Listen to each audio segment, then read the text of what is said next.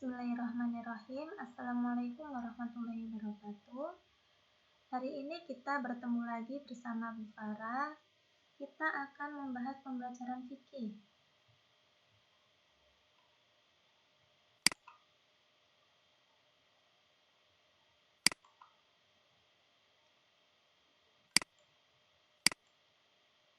Yaitu membahas tentang sodaqoh, hadiah, hibah, dan wakaf. Kemudian sodaqoh itu apa? Sodaqoh adalah akad pemberian harta milik seseorang kepada orang lain tanpa adanya imbalan dengan harapan mendapat ridha Allah Subhanahu wa Ta'ala. Hukum sodaqoh sendiri adalah sunnah.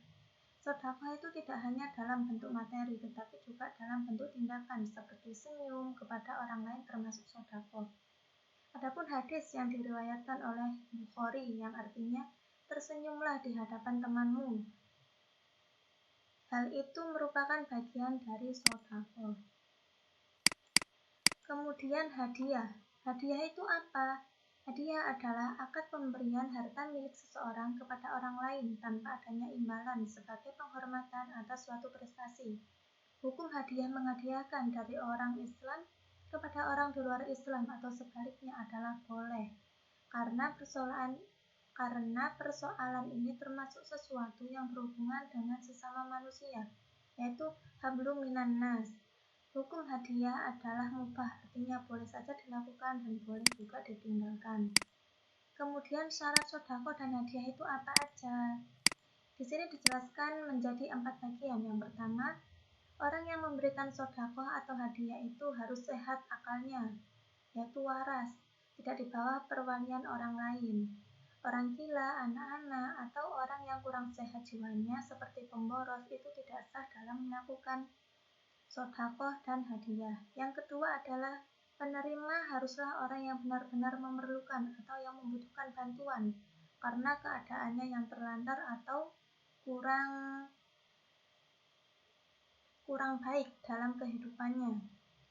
Yang ketiga adalah penerima sodaqoh atau hadiah haruslah orang yang berhak memiliki. Jadi sodaqoh atau hadiah kepada anak yang masih dalam kandungan itu hukumnya tidak sah. Yang keempat adalah barang yang dihadiahkan harus bermanfaat bagi penerimanya dan yang disodaqohkan itu.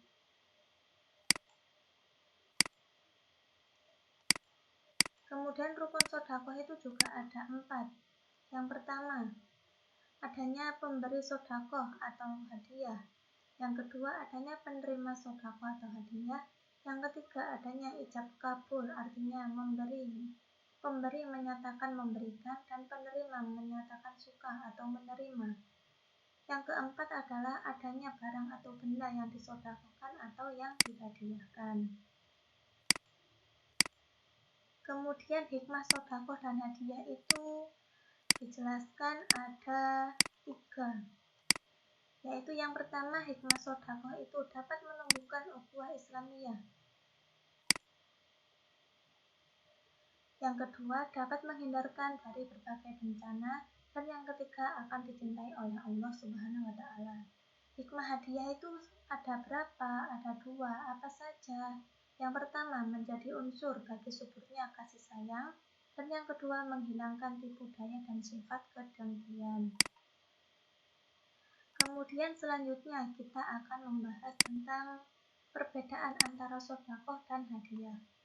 Yang pertama, sodaqoh itu ditujukan kepada orang yang terlantar, sedangkan hadiah ditujukan kepada orang yang berprestasi. Contohnya seperti apa? Kita sodaqoh kepada orang di pinggir jalan yang meminta-minta atau pengemis. Sedangkan hadiah ditujukan kepada orang yang berprestasi, seperti ada seseorang yang menang dalam perlombaan diberi hadiah seperti buku, piala, dan sebagainya. Yang kedua adalah sodaqoh untuk membantu orang-orang terlantar memenuhi kebutuhan pokoknya. Sedangkan hadiah adalah sebagai kenang-kenangan dan penghargaan kepada orang yang dihormati. Seperti yang nomor 1 tadi ya. Yang ketiga adalah sodaqoh adalah wajib dikeluarkan jika keadaan menghendaki. Sedangkan hadiah hukumnya mubah atau boleh. Kemudian kita masuk dalam bab hibah. Hibah adalah akad pemberian harta milik seseorang kepada orang lain di waktu ia hidup tanpa adanya imbalan sebagai tanda kasih sayang.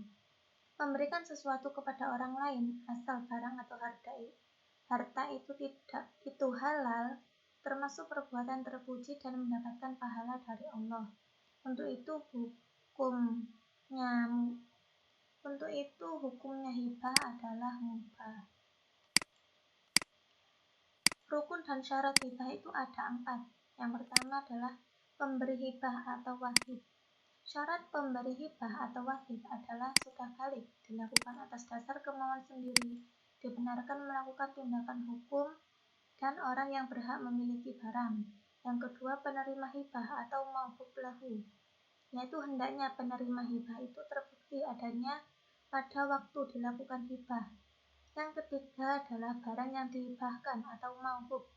Jelas terlihat wujudnya barang yang dihibahkan memiliki nilai atau harga, milik wahib, dan dapat dipindahkan status kepemilikannya.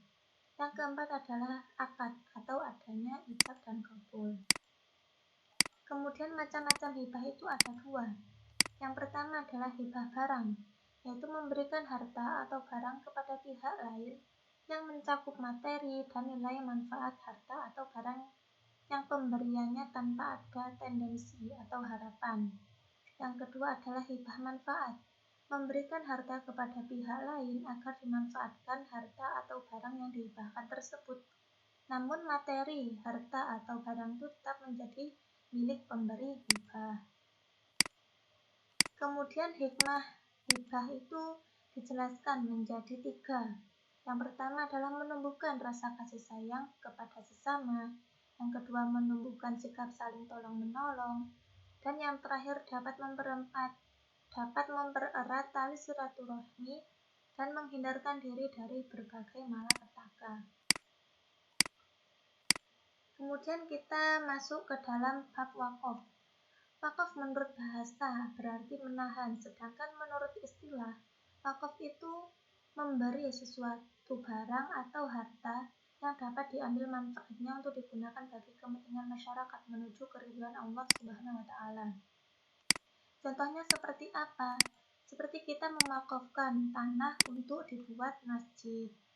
Kemudian kita masuk dalam rukun wakaf. Rukun wakaf dijelaskan menjadi 4.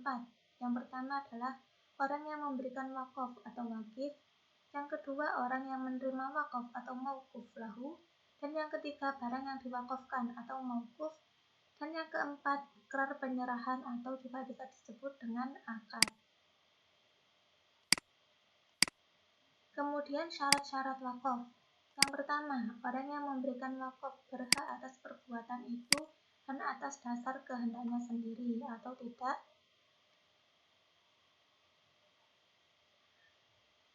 atau kemauan orang lain. Yang kedua adalah orang yang menerima wakaf itu jelas, baik berupa organisasi atau perorangan. Dan yang ketiga adalah barang yang diwakafkan berwujud nyata pada saat diserahkan. Dan yang keempat, jelas ikrarnya atau penyerahannya, lebih baik tertulis dalam akta notaris sehingga jelas dan tidak akan menimbulkan masalah dari pihak keluarga yang memberikan wakaf. Kemudian macam-macam wakaf itu ada berapa? Ada 2, yaitu wakaf ahli atau khusus, yaitu wakaf yang khusus diperuntukkan bagi orang-orang tertentu, seseorang atau lebih, baik dalam ikatan keluarga atau tidak. Misalnya wakaf yang diberikan kepada seorang tokoh masyarakat atau orang yang dihormati.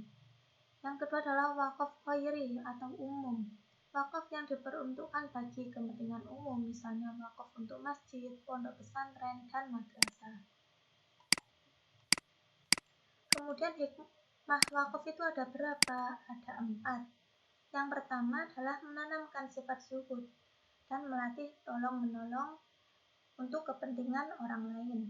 Yang kedua adalah memotivasi umat Islam untuk berlomba-lomba dalam beramal karena pahala wakaf akan terus mengalir sekalipun pemberi wakaf telah meninggal dunia. Dan yang ketiga adalah menghidupkan lembaga-lembaga sosial maupun keagamaan demi syiar Islam dan keunggulan kaum muslimin. Yang keempat adalah menyadarkan umat bahwa harta yang dimiliki itu ada fungsi sosial yang harus dikeluarkan. Sekian materi dari Bu Farah. Apabila ada pertanyaan, maka bisa ditulis di kolom komentar. Jangan lupa belajar dan tetap semangat. Wassalamualaikum warahmatullahi wabarakatuh.